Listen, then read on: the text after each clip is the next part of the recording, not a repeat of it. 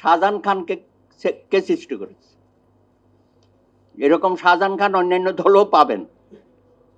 হ্যাঁ, এরা কিন্তু বহাল তবিয়তে আছে।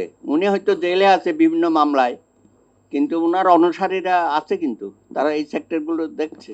এবং অন্য রাজনৈতিক দলগুলো যারা ভবিষ্যতে আসবে আমরা আশা করছি তাদেরও দেখবেন এগুলোর সাথে খুবই সম্পৃক্ত। সুতরাং রাজনৈতিক দলগুলোর মধ্যেই তো আপনি দেখবেন যে এই ধরনের ঘাটতিগুলো রয়ে গেছে।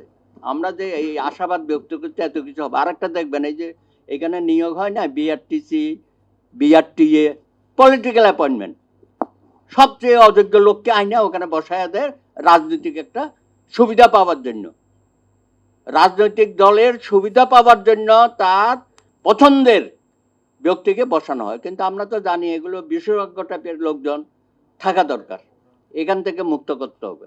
আর এই বর্তমান সরকার দেখি বিদেশ থেকে ভাড়া করে নিয়ে আসছে, রোড সেফটি বলে না ইত্যাদি বিষয়ে, বা আমাদের ট্রাফিক সিস্টেমের। কিন্তু এটা তো একটা হজবরল হয়ে গেছে, দেখেছেন? এখন তো কঠিন অবস্থা। তারা সকালে এক ধরনের ব্যবস্থা রাখে, বিকেলে এক ধরনের ব্যবস্থা রাখে, রাতে যখন টক শো করে ফিরি তখন দেখি আরেক ধরনের ব্যবস্থা। কোনোভাবে গলির মধ্যে আমরা ঢুকতে পারছি না, 2-4 মাইল ঘুরে টুরে তারপরে ঢুকতে হয়। এইসব অব্যবস্থাপনার মধ্যেই আমরা আছি। তারপরে আমার কাছে কি বলবো, পুলিশ সপ্তাহ একটা হয়, আর একটা হয় ট্রাফিক সপ্তাহ। খুব কোটি কোটি টাকা খরচ করে খুব আনন্দ উৎসব করে, কিন্তু কাজের কাম তো কিছু হয় না। এত নৈরাজ্য ট্রাফিক সিস্টেমে। আর একটা হাসপাতাল তো আছে, ওখানে একটা নৈরাজ্য, জনগণের তো কোনো স্বাস্থ্যের কোনো সেবা আমরা পাচ্ছি না। আর এখানেও জনগণ থেকে বিচ্ছিন্ন হয়ে ট্রাফিক ব্যবস্থা। আর ইদানিং যা শুরু হয়েছে, ট্রাফিক তো থাকেই না, বলে যে এটা মনোবল হারিয়ে ফেলেছে। আরে ভাই, ট্রাফিককে কোথায় মনোবল হারানোর কি হইল?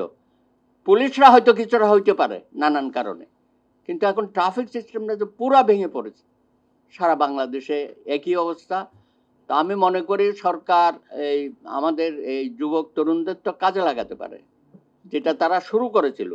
তখন তো ওই শেখ হাসিনা গণভবনে বসে তো বলছিল যে আমার খুব এত উৎসাহিত, আমিও তাদের সাথে গিয়ে অংশগ্রহণ করতে পারি। এগুলো হলো কথার কথা আর কি, ভুয়া কথা।